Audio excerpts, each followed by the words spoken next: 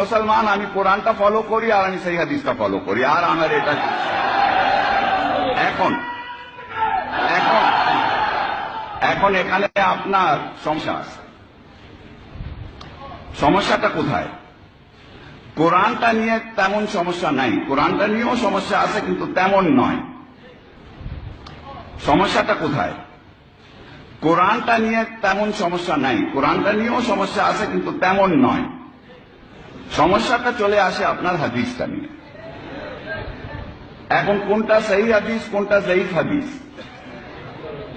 এটা নিয়ে আপনার কিন্তু কে এটা ঠিক করবে? তারপর আপনার এই পর্যন্ত যদি আপনি থাকেন ঠিক আছে, তারপর যখন ফিকের সঙ্গে চলে আসেন তখন আপনার মাযহাবের ব্যাপারটা চলে আসে।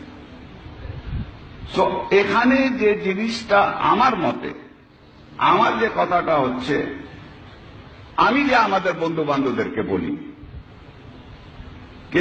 যে তোমরা এই জিনিসটা, আমি ঝগড়া করব না তোমার সাথে, এই হাদিসটা জয়ীফ না এই হাদিসটা সহিহ, আমি সেই ঝগড়াতে তোমার সাথে যাব না।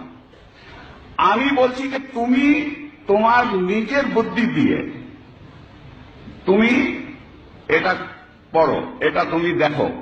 তুমি যদি মনে করো এটা সহি আছে তাহলে সহি, তুমি যদি মনে করো এটা জয়ীফ তাহলে জয়ীফ।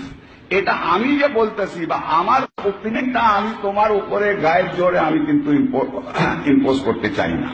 এটা তোমার ব্যাপার, তুমি নিজে পড়াশোনা, তোমার কে আল্লাহ জ্ঞান দিয়েছে, তোমার কে আল্লাহ। আর